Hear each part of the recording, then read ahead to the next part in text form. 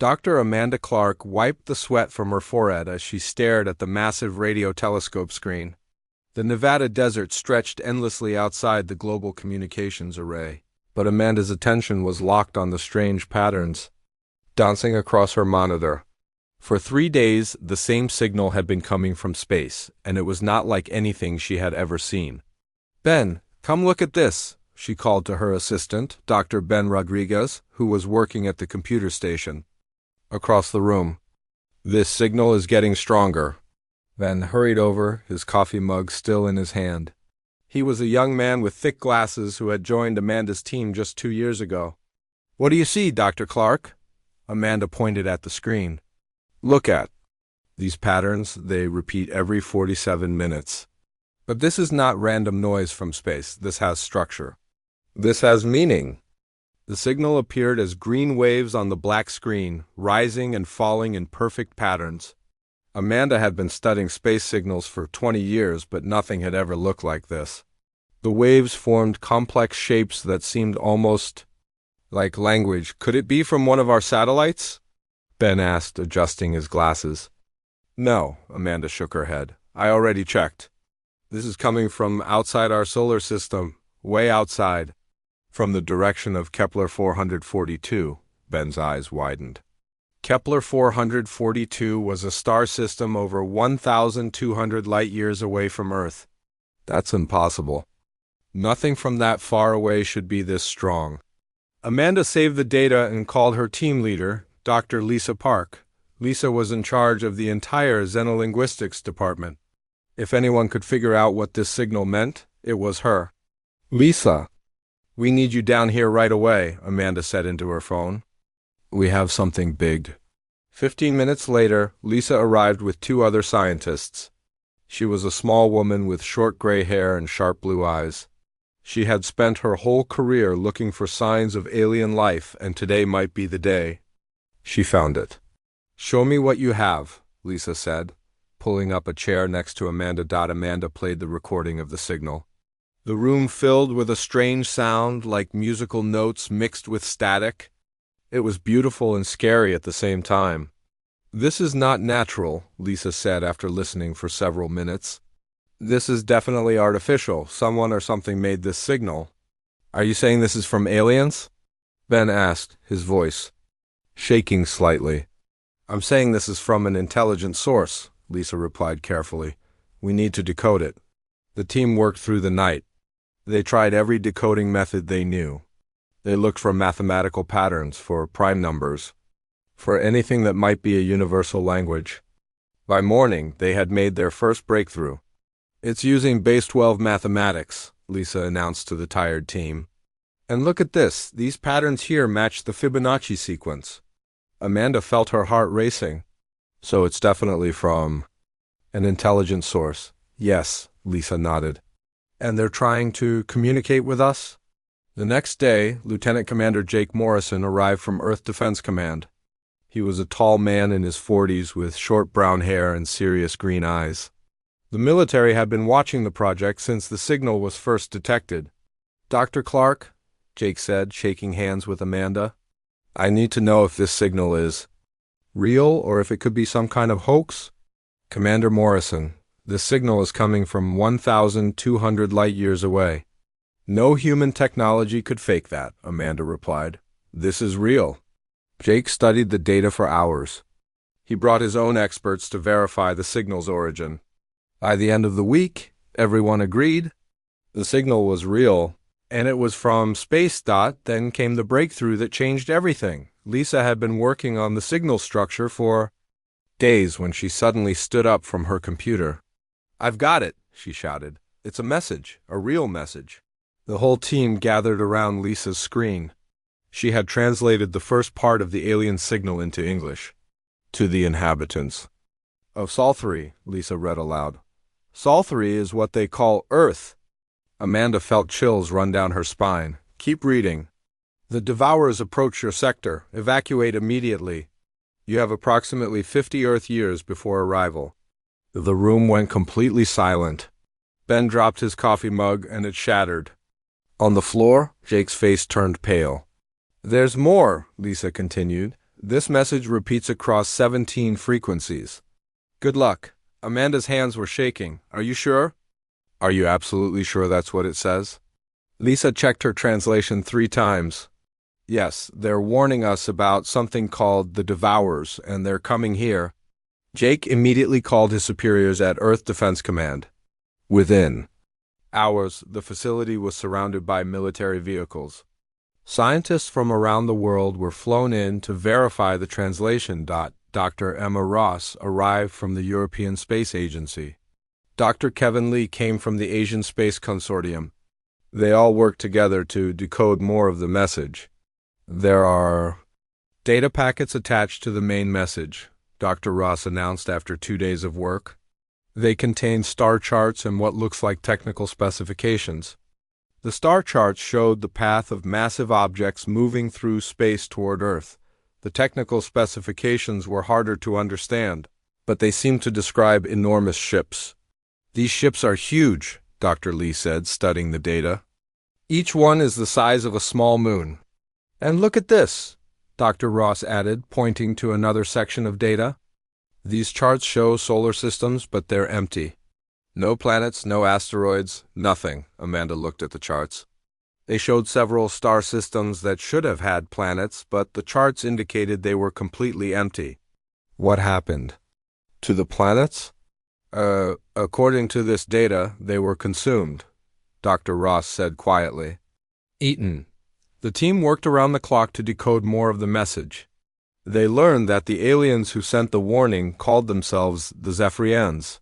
They had been running from the Devourers for centuries. The Zephyrians lost their homeworld 300 years ago, Lisa translated from another data packet.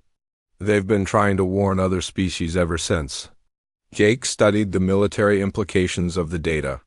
If this is accurate, these Devourers have destroyed thousands of civilizations.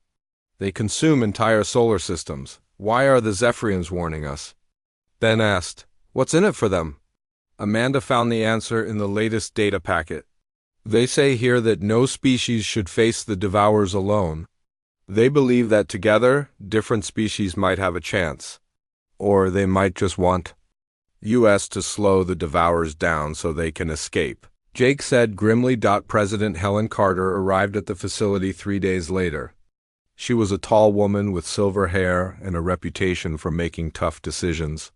She listened to the team's briefing without saying a word. So you're telling me that aliens have warned us about other aliens who want to eat our planet? She asked when the briefing was over. That's correct, Madam President, Amanda replied. And we have 50 years to prepare? According to the message, yes. President Carter was quiet for a long moment. Dr. Clark, I want you to keep trying to communicate with these Zephyrians. Find out everything you can about these Devourers. Yes, Madam President. Commander Morrison, I want you to start thinking about how we defend Earth against moon-sized ships. Understood, Madam President. As the President left the facility, Amanda looked up at the stars through the window. Somewhere out there, the Devourers were coming. But for the first time in human history, they had advance warning. 50 years, she whispered to herself. We have 50 years to get ready.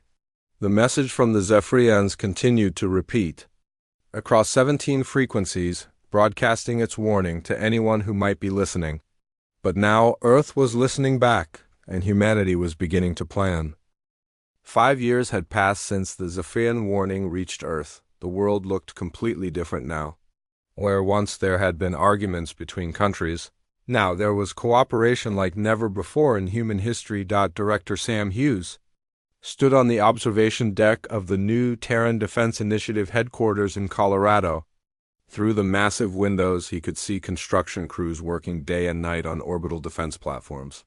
Giant rockets carried building materials into space every few hours. Sam was a former military general who had been chosen to lead humanity's defense preparations. He was 55 years old with gray hair and tired eyes. The weight of defending an entire planet rested on his shoulders. Sir, the morning reports are ready, said his assistant, Maya Johnson. Maya was a brilliant engineer who had left her job at a private company to help build Earth's defenses. She was young, maybe 30, with red hair and bright green eyes that always seemed to be calculating something. "What's the status on the orbital platforms?" Sam asked, taking the tablet from Maya. "Platform 7 is now operational." "That gives us 12 working defense stations around Earth," Maya said, pointing to a chart on the tablet. "Each platform has 50 railguns and 20 missile launchers." Sam nodded. The orbital platforms were humanity's first line of defense. They were massive structures built in space, each one the size of a small city. The railguns could fire metal projectiles at incredible speeds, while the missiles carried the most powerful explosives humans had ever created. "What about the new ships?" Sam asked. "Dr. Turner's team finished the prototype yesterday. Captain Brooks is testing it now." Dr. Alex Turner was Earth's leading expert on exotic matter physics. Before the alien warning, he had been working on theoretical faster-than-light travel. Now his theories were becoming reality. The Zephyrians had provided technical data that helped humans understand how to bend space and time. Captain Nicole Brooks was the pilot chosen to test humanity's first faster-than-light ship. She was a former fighter pilot with short blonde hair and blue eyes. Nicole had volunteered for the dangerous job because she wanted to be the first human to travel between the stars. Sam walked down to the main control room where dozens of people worked at computer stations. Large screens showed the construction progress around Earth and on the Moon. The Moon had been turned into a giant factory where humans built weapons and ships. "Director Hughes," called Dr. Kevin Lee from across the room. Kevin was a scientist who had joined the project from South Korea. He specialized in communication with the Zephyrians. "We're receiving another transmission from our alien friends." Sam hurried over to Kevin's station. The Zephyrians sent messages to Earth every few weeks. They provided technical information and updates on the Devourer fleet's location. "What are they telling us this time?" Sam asked. Kevin typed commands into his computer, and the alien message appeared on the screen in English. "They say the Devourers are still 45 years away, but they're moving faster than expected. The Zephyrians are impressed with our progress." "Impressed how?" "And they say most species take 20 years just to accept that the warning is real. We started building defenses within months." Sam felt a small amount of pride. Humans might be stubborn and violent sometimes, but they were also quick to act when threatened. In underground cities around the world, billions of people had adapted to the new reality. The underground cities were built to protect civilians. If the Devourers managed to reach Earth's surface, these cities had everything people needed: farms, schools, hospitals, and factories. Carl Davis was a mechanic who worked in Underground City 7, located beneath what used to be Chicago. Carl was a big man with strong hands and a practical mind. He spent his days maintaining the machines that kept the underground city running. "Hand me that wrench, Tim," Carl said to his young assistant. Tim Foster was only 19 years old, but he had grown up during the preparation years. Tim knew more about advanced technology than most adults. "Mr. Davis, do you really think the aliens are coming?" Tim asked as he passed the wrench to Carl. Carl wiped grease from his hands and looked at the young man. "Son, I've seen the pictures from space. Those defense platforms we're building aren't for show. Something big is coming our way." Tim nodded seriously. He had never known a world without the alien threat. Children like Tim were being trained from an early age to help defend Earth. They learned advanced mathematics, engineering, and military tactics alongside regular school subjects. Above ground, teacher Rachel Stone worked at one of the new defense training schools. Rachel was a patient woman in her 40s with brown hair and kind eyes. She taught children how to work together and solve problems under pressure. "Today we're going to practice emergency procedures," Rachel told her class of 12-year-olds. "Remember, if the alarms sound, what do we do?" A girl named Lucy raised her hand. "We go to the nearest shelter entrance and wait for instructions." That's right, Lucy. And why do we stay calm during emergencies?" "Because panic makes people make mistakes," answered a boy named Danny. Rachel smiled. These children were growing up in a world preparing for war, but they were still children. She made sure they learned to be brave without losing their humanity. Doctor Amanda Clark continued her work communicating with the Zephyrians. Her team had grown from 4 people to over 100 specialists. They worked in a new facility built specifically for alien communication. The Zephyrians want to know about our quantum torpedo project, Amanda told her team during their morning meeting. They're curious about how we're combining human technology with their designs. Dr. Lisa Park, who was now Amanda's second-in-command, looked up from her notes. Should we tell them? We don't know if we can trust them completely. Amanda considered this carefully. Zephyrians had been helpful, but they were still aliens with their own agenda. Let's share the basic concepts, but keep the detailed specifications to ourselves. The quantum torpedoes were one of humanity's most promising weapons. They used exotic matter to create small tears in space-time. When the tears collapsed, they released enormous amounts of energy. The Zephyrians had provided the theory, but humans had found ways to make the weapons more powerful. In space, Captain Nicole Brooks prepared for another test flight of the faster-than-light ship. The ship was called Earth's Pride, and it was humanity's first vessel capable of traveling between stars. "Control, this is Captain Brooks," Nicole said into her radio. "All systems are green, ready for jump test." "Copy that, Earth's Pride," came the reply from the ground control station. "You are cleared for FTL jump. Good luck, Captain." Nicole pressed the jump button, and reality seemed to bend around her ship. Space twisted and stretched, and then suddenly she was millions of miles away from Earth. The jump had worked perfectly. "This is Earth's Pride to Control. Jump successful. I'm now in the outer solar system." Through her ship's windows, Nicole could see the edge of the solar system where empty space stretched toward other stars. Somewhere out there, the Devourers were coming, but humans would be ready for them. Back on Earth, news reporter Tony Blake interviewed ordinary people about how they felt about the preparations. Tony was a middle-aged man with gray hair who had been covering the alien story since the beginning. "How has your life changed since the warning?" Tony asked Jenny Adams, a farmer from Iowa. Jenny was a practical woman who grew food for the underground cities. "Well, I grow different crops now, things that can survive in artificial light underground. But I still get up every morning and work the land." "Are you scared?" Jenny thought about this for a moment. "I'm concerned. But humans have survived ice ages, plagues, and wars. We'll survive this too." Dr. Turner's research team worked in laboratories around the world, developing new technologies. They created energy shields that could protect ships from enemy weapons. They built gravity manipulators that could push and pull massive objects through space. They designed ship-sized railguns that could fire projectiles across entire solar systems. "The human brain is remarkable," Dr. Turner told his team during one of their meetings. "We can adapt our thinking to problems we've never faced before."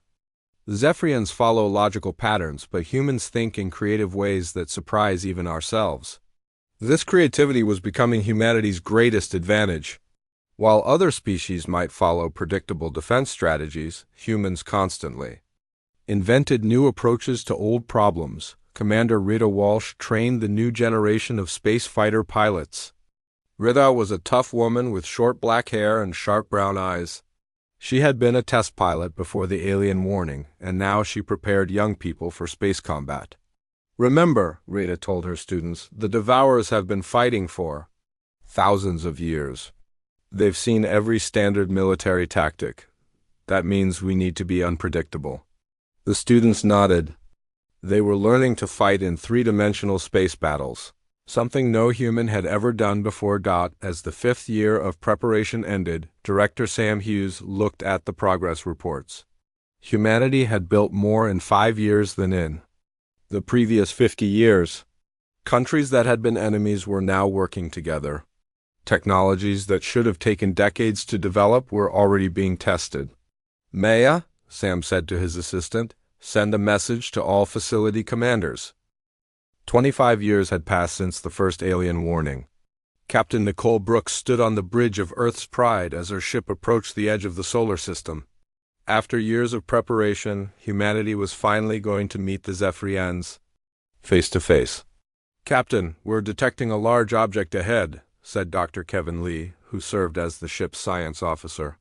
Kevin had volunteered for this historic mission because of his experience communicating with the aliens. Put it on the main screen, Nicole ordered. The viewing screen showed a massive crystalline structure floating in space. It was beautiful and strange, looking like a giant diamond that had been carved by artists. The ship was easily 10 times larger than Earth's Pride. That's definitely not human technology, said Commander Rita Walsh, the ship's security chief. Rita had insisted on coming along to protect the crew if the meeting went wrong. Nicole opened a communication channel. Unknown vessel, this is Captain Nicole Brooks of the Earthship, Earth's Pride. We are here to meet with the Zephyrians. For several minutes, there was no response. Then the ship's communication system crackled to life with a sound like musical chimes mixed with electronic static. Greetings, children of Salthree. We are the Zephyrians. We have waited long to meet you in person. The voice was translated by the ship's computer, but everyone could hear the strange alien tones underneath. It sounded like nothing human ears had ever heard before. May we come aboard your ship? Nicole asked. You may. But be warned, we are not what you might expect. A docking tube extended from the alien ship and connected to Earth's Pride. Nicole, Kevin, and Rita put on their spacesuits and walked through the tube into the Zephyrian vessel. The inside of the alien ship was unlike anything they had imagined. The walls were made of the same crystal material as the outside, but they glowed with soft light. There were no straight lines anywhere. Everything curved and flowed like the inside of a cave made of living light. Welcome, said a voice that seemed to come from the walls themselves. 3 figures approached them, but they were not solid beings. The Zephyrians appeared to be made of pure energy contained within mechanical shells. Their bodies were tall and thin, glowing with different colors that shifted like aurora lights. I am the one you have been communicating with, said the lead Zephyrian. Its voice came from a speaker system built into its mechanical shell. You may call me Guide, as that is my function. Nicole removed her helmet, finding that the ship had breathable air. I'm Captain Brooks. This is Dr. Lee and Commander Walsh. We represent Earth. We know who you are, Guide replied. We have watched your species prepare for 25 years. You continue to surprise us. How do we surprise you? Kevin asked, his scientific curiosity taking over. Most species, when warned of the devourers, respond with panic or denial. Some try to flee to other star systems. Others simply give up and wait for death. But your species chose to fight. Rita stepped forward. What can you tell us about the devourers? What are we really facing? Guide's energy form flickered and the colors shifted to darker shades. Come, we will show you. The Zephyrians led them to a large chamber where the walls became transparent, showing the space around them. Then the walls began displaying images like a massive movie screen. The devourers are ancient, Guide explained as images of space battles appeared on the walls. They have consumed civilizations for millions of years. They are not alive as you understand life, but they are not machines either. The images showed enormous biomechanical ships attacking planets. The ships looked like giant insects crossed with spacecraft, covered in armor that seemed to be alive. They had tentacles that reached down from space to strip planets of all matter. They consume everything, Guide continued. Planets, asteroids, even stars if they need the energy. They use the matter to build more ships and to feed their consciousness. Consciousness? Nicole asked. The devourers share a collective mind. Each ship is connected to all others. When one learns something, they all learn it. This makes them incredibly dangerous because they adapt quickly to any defense. Kevin studied the images carefully. How many ships are coming to Earth? 12,736 ships. The largest fleet we have ever seen them gather. The 3 humans looked at each other with shock. They had known the enemy was large, but this was beyond their worst fears. Why so many ships for? One planet? Rita asked. Guide's colors shifted again, this time to what might have been the alien equivalent of confusion. We do not know. Usually they send 50 ships to consume a world, never more than a few hundred. This fleet is different. Back on Earth, General Frank Miller was coordinating humanity's defense preparations. Frank was a tough man with gray hair and scars from old battles. He had been a soldier his whole life, but he had never prepared for a war like this. "Sir, we're getting reports from the moon construction sites," said his aide, Lieutenant Lucy Chun. Lucy was young but had proven herself capable under pressure. "The new railgun arrays are ahead of schedule." Frank looked at the progress reports on his desk. Humanity had built weapons that could shoot projectiles across the solar system. They had created gravity bombs that could crush entire spaceships. They had even figured out how to use the sun as a weapon by redirecting solar flares. "What about the civilian evacuation plans?" Frank asked. "Underground city construction is 90% complete. We can shelter 8 billion people if needed." Frank nodded. The underground cities were connected by tunnels that went deep into the Earth. Even if the Devourers broke through the orbital defenses, humans could survive underground and fight back. On the moon, Dr. Emma Ross supervised the construction of humanity's most secret weapon. Emma was a brilliant physicist who had worked with Dr. Turner before his retirement. She had taken over his research into exotic matter weapons. "How's the quantum field generator coming along?" she asked her assistant.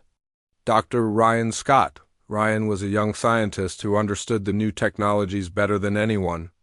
"The field tests are promising. We can create a quantum disruption field that should interfere with the Devourer's shared consciousness." "Should?" Emma asked. "We're dealing with alien technology we don't fully understand. The Zephyrians gave us the theory, but we've had to adapt it to human engineering. The quantum field generator was humanity's secret advantage. If it worked, it would cut the connection between Devourer ships, making them fight as individuals instead of as a unified force." Back on the Zephyrian ship, Guide was explaining more about their enemy. "The Devourers fear only one thing," Guide said. "Chaos. They understand order, patterns, predictable behavior. But chaos confuses them." "What do you mean by chaos?" Nicole asked. "Your species is chaotic in ways we have never seen. You make decisions based on emotions, on random thoughts, on what you call intuition. The Devourers cannot predict such behavior." Kevin leaned forward. "Is that why you think we might have a chance?" "Perhaps. In our observations, you are the first species to combine advanced technology with primitive emotional responses. This combination might be the key to defeating them." Guide showed them more images, these ones of the Zephyrians' own battles with the Devourers. The Zephyrian ships fought in perfect formations, using logical tactics and predictable strategies. They had won some battles, but always lost the war because the Devourers learned to counter their methods. "We are beings of pure logic," Guide explained. "We think in patterns the Devourers can understand. But you humans think in ways that make no logical sense. This might save you?" Rigta studied the battle images. "What are your weaknesses? What should we know about fighting alongside you? We have no physical bodies as you do. We exist as energy within these mechanical shells. We can be killed if our shells are destroyed, but we can also transfer our consciousness to new shells if needed." "That's useful in battle," Rita said. "Yes, but it also makes us cautious. We fear true death because we have experienced it. You humans seem to fear it less." Nicole thought about this. It was true that humans often took risks that other species might avoid. Maybe their willingness to sacrifice themselves for others was actually a strength. "Guide, will you fight with us when the Devourers come?" she asked. "Yes, we have been running for too long. It is time to make a stand." The meeting continued for hours. The Zephyrians shared detailed information about Devourer technology, tactics, and weaknesses. They also provided technical specifications for new weapons and defensive systems. "There is something else you should know," Guide said as the meeting was ending. "The Devourers have never faced a species like yours before. You are unpredictable, creative, and refuse to accept defeat. These qualities frighten them, though they do not understand why." "How do you know they're frightened?" Tevin asked. Their behavior has changed since they detected your preparations.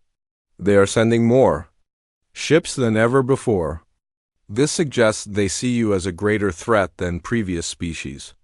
As Earth's pride prepared to return home, Guide had one final message. We will establish a joint research station on your moon. Our scientists will work with yours to develop new weapons.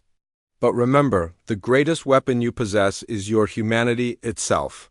Do not lose that in your preparations for war. Nicole shook Guide's mechanical hand, a strange experience that felt like touching warm metal filled. 47 years had passed since the first warning. Admiral Kate Sullivan stood in the command center of the flagship New Terra, watching the outer edge of the solar system through dozens of screens. The massive ship was the pride of humanity's fleet, built with both human engineering and Zephyrian technology. Admiral, long-range sensors are picking up something big, reported Lieutenant Lucy Chun from her position at the sensor station. Lucy had grown up during the preparation years and had trained her entire life for this moment. Kate looked at the main display screen. Dark shapes were moving through space beyond Pluto, blotting out stars as they passed. The Devourer fleet had finally arrived. How many ships? Kate asked, though she already knew the answer would be bad news. 12,736 confirmed contacts, Lucy replied. Just like the Zephyrians predicted. Kate felt her stomach drop. Even after decades of preparation, seeing the actual enemy fleet was terrifying. Each ship was the size of a small moon, and there were thousands of them. Send the alert to all stations, Kate ordered. Code red, the Devourers are here. Across the solar system, alarm bells rang on every human base and ship. On Earth, people stopped what they were doing and looked up at the sky. Knowing that their world's greatest test was beginning, Captain Danny Price commanded the defense station at Jupiter. Danny was a veteran pilot who had trained under Nicole Brooks before she became an admiral. His job was to slow down the Devourers before they reached Earth. All ships, this is Captain Price, he said into his radio. Form up on my position. We're going to give these things a fight they won't forget. The Jupiter Defense Fleet consisted of 300 human ships and 50 Zephyrian vessels. It was tiny compared to the Devourer fleet, but it was the first line of defense. The Devourers moved through space like a dark cloud, their biomechanical ships flowing forward in perfect formation. As they passed Jupiter's moons, the smaller moons simply disappeared, consumed by the alien ships for raw materials. They're eating the moons, reported Danny's sensor operator, a young woman named Sarah Wells. Then let's give them something harder to chew. Danny replied, the first battle of the war began near Jupiter's Great Red Spot. Human railguns fired metal projectiles at incredible speeds, while Zephyrian energy weapons cut through space like brilliant swords. The Devourers responded with weapons that seemed to bend reality itself. Direct hit on Devourer Ship 77 Alpha, Sarah reported. But it's not stopping. Danny watched in horror as his most powerful weapons barely damaged the enemy ships. The Devourer's living armor healed itself within minutes of being hit. All ships, switch to quantum torpedoes, Danny ordered. The quantum torpedoes were humanity's most advanced weapons, designed with help from Zephyrian technology. When they exploded, they created tears in space-time that even the Devourers couldn't heal. The first quantum torpedo hit a Devourer ship and tore a hole in its side. The ship shuddered and began to slow down. It worked. Sarah shouted, but for every Devourer ship they damaged, 10 more moved forward. The Jupiter Defense Fleet fought bravely, but they were completely outnumbered. All ships, begin fighting retreat to Saturn, Danny ordered. We've done what we can here. On Earth, Dr. Ryan Scott worked frantically in his laboratory beneath the moon's surface. Ryan had taken over the Exotic Weapons Project after Dr. Turner's death 5 years earlier. He was humanity's expert on the quantum field generator that might disrupt the Devourer's shared consciousness. Dr. Scott, the generator is ready for testing, said his assistant. Dr. Jenny Adams. Jenny had left her farm to become a scientist after the first battles began. Good, Ryan replied, wiping sweat from his forehead. If this doesn't work, we're going to have to fight them ship by ship. The quantum field generator was built inside a massive chamber carved deep into the moon. It was designed to create a field that would extend across the entire solar system, breaking the mental connection between devourer ships. Initiating field test in 3, 2, 1, Ryan said. Pressing the activation button, the generator hummed to life and every screen in the laboratory lit up with data. For a moment, it looked like the test was working perfectly. Then every screen went black. What happened? Ryan asked. The generator overloaded, Jenny replied, checking the diagnostic systems. The field was too strong. It burned out every circuit. Ryan slammed his fist on the table. We need that generator working. Start rebuilding it immediately. Meanwhile, the battle near Saturn was going even worse than the one at Jupiter. The Devourers had learned from the first engagement and had adapted their tactics. They now spread out their ships to avoid concentrated fire from human weapons. Admiral Kate Sullivan decided it was time to try something the enemy wouldn't expect. Instead of fighting in traditional battle formations, she ordered her ships to attack in small, random groups. All captains, ignore standard tactics, she broadcast to her fleet. I want you to attack however feels right to you. Be unpredictable. Captain Pete Johnson commanded a group of 50 ships near Saturn's rings. Pete was known for taking crazy risks that somehow always worked out. When he heard Kate's orders, he smiled. You heard the Admiral, Pete told his pilots. Let's show these aliens how humans really fight. Pete led his ships in a wild charge directly through Saturn's rings, using the ice and rock as cover. The Devourers expected him to circle around the rings like a logical commander would do. This is insane, said his co-pilot, Lieutenant Mark. Torres, exactly, Pete replied. That's why it might work. Pete's ships emerged from the rings at high speed and struck 3 Devourer ships before the enemy could respond. The surprised aliens lost their formation and began firing at random. Other human commanders copied Pete's example. Captain Lisa Park led her ships in a spiraling attack pattern that made no tactical sense but confused the Devourers. Commander Ben Rodriguez had his ships retreat, then suddenly reversed direction and charged straight at the enemy. The human ships are behaving irrationally, the Devourers communicated to each other. Their tactics do not follow any logical pattern. For the first time in millions of years, the Devourers found themselves confused. They could predict the movements of logical enemies, but humans didn't fight logically. On Earth, emergency broadcasts told people to prepare for a possible evacuation to the underground cities. News reporter Tony Blake stood in front of the Global Communications Center, reporting on the battles in space. The fighting has reached the inner solar system, Tony told his worldwide audience. Our brave defenders are using unconventional tactics that seem to be working, but the enemy fleet is still advancing toward Earth. In Underground City 7, former mechanic Carl Davis helped organize the civilian defenses. Carl was now 60 years old, but he still had strong hands and a practical mind.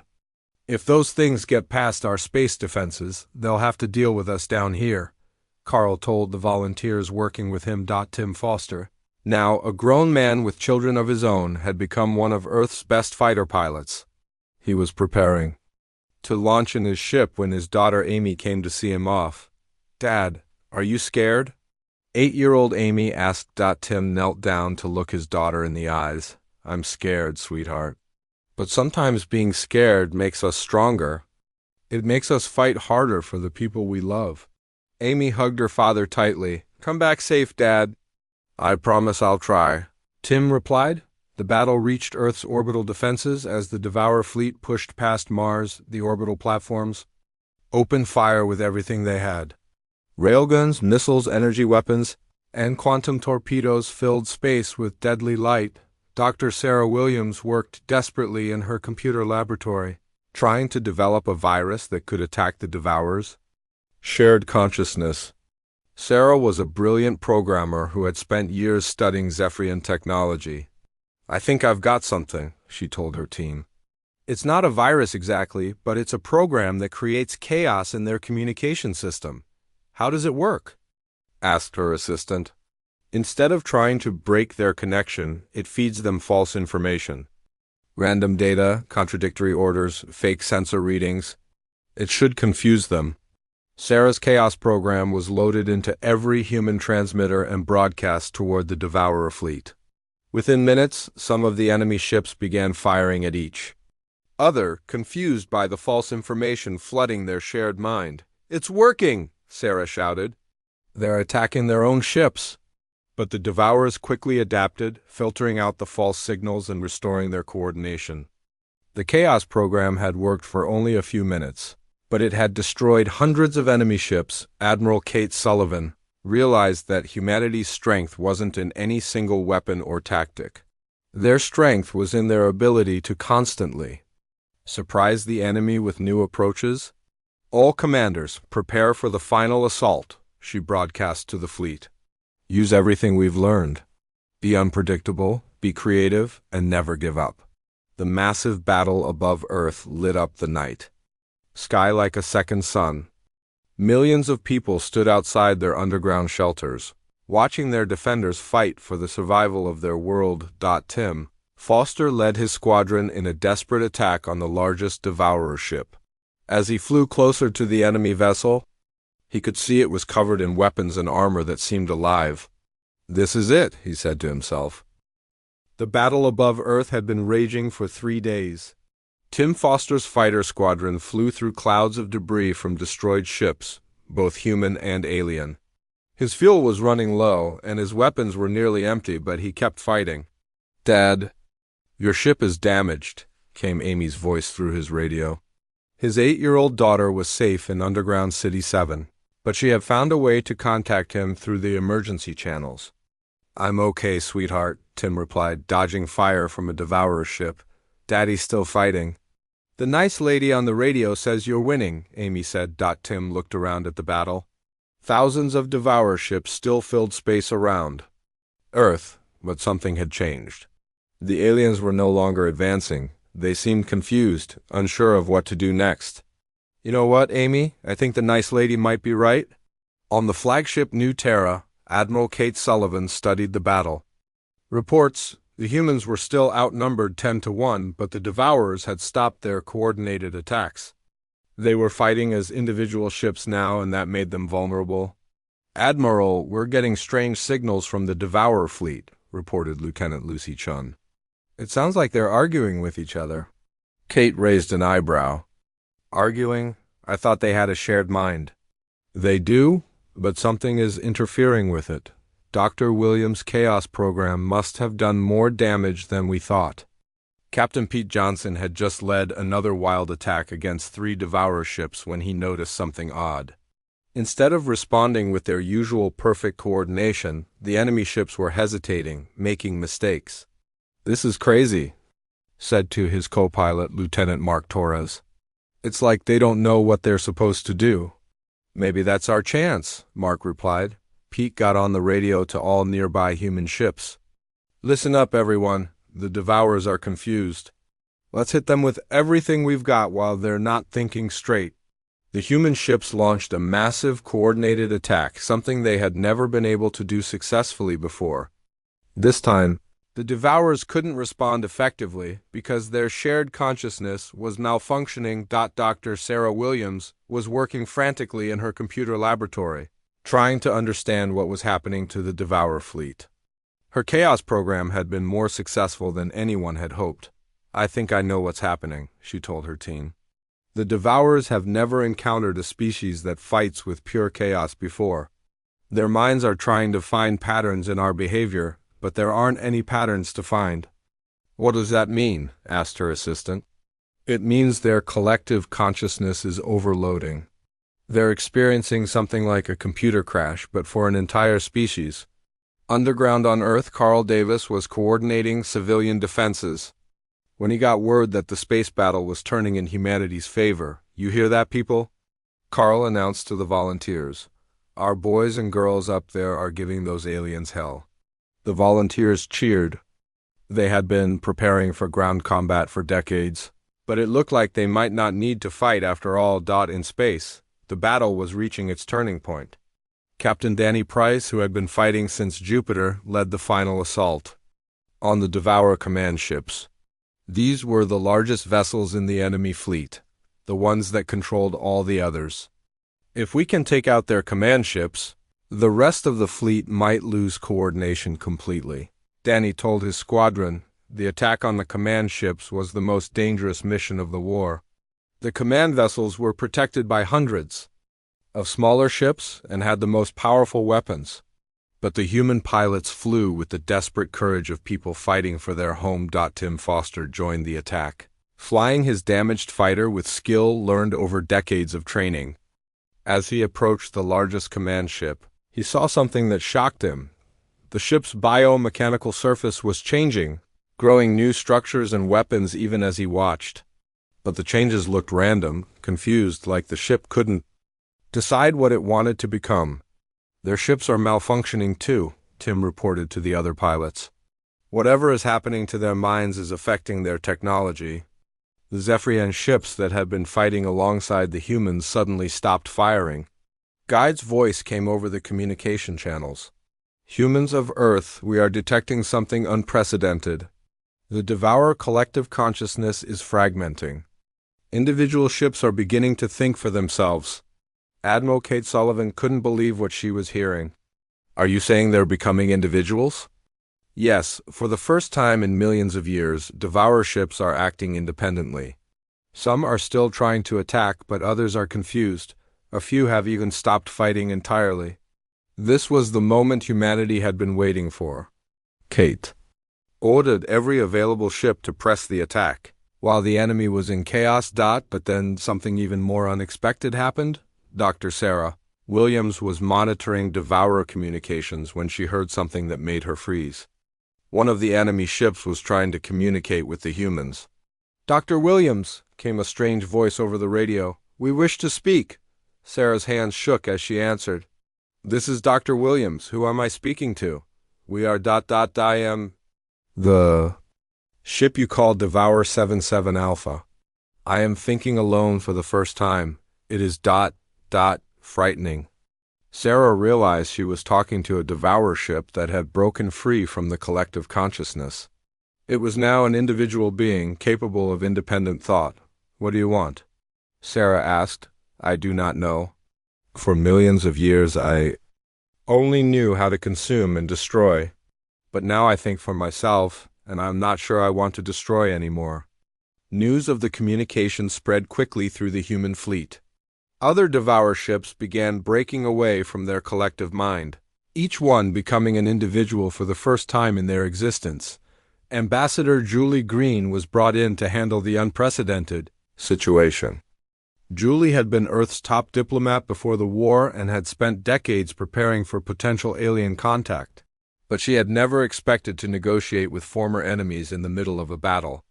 "To all Devourer ships that can hear this," Julie broadcast, "I am Ambassador Julie Green of Earth. We are willing to talk if you are willing to stop fighting."